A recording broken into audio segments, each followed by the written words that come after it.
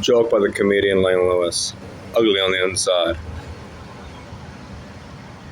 I was reading the other day a daily self-help book. Well, you open every day. Every day it has a little passage for you. It talked about disillusionment was one of the great hindrances, one of the great pains. Disillusionment and doubt. One of the great sorrows of human beings.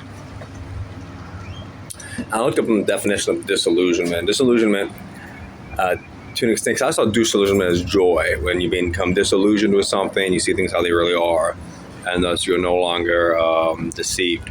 That's disillusionment in my mind. So I looked it up in the Webster's Dictionary, and it's when you come to realize that things aren't what you see as perfect. You have an ideal. They're not your ideal. A person has an ideal, has a preconception of how things are.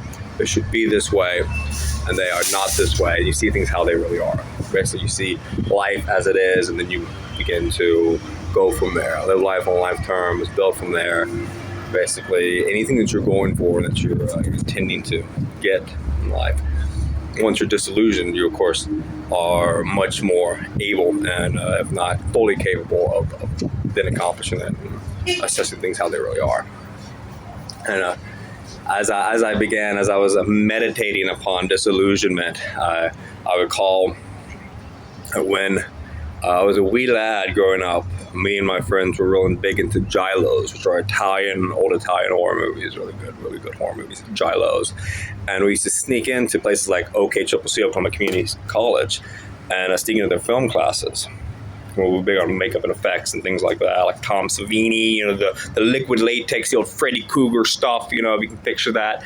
Back when they actually used, a person had to wake up at 3 a.m., an actor, and get like 6 hours of makeup and crap on their face for their role. It was all itchy, hot. This was the whole day, every single day. It was still, back when films were films.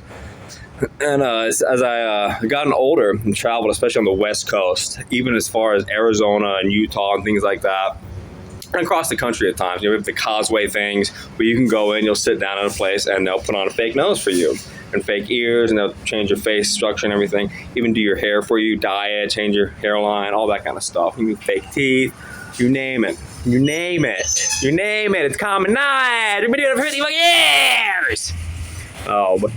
But if you're one of these little chicken heads, these little dope hoes, who pops on a fake nose and a buck tooth to run around the streets of Phoenix, Arizona, or Salt Lake City, Utah, to cop dope, get fentanyl pills, think you're kind of slick and then hoe around and prostitute, so you can go back to your whatever life, your family, your parents, and not have the track. They can pop you in a rehab and you can get a fat strip of Suboxone or something for free.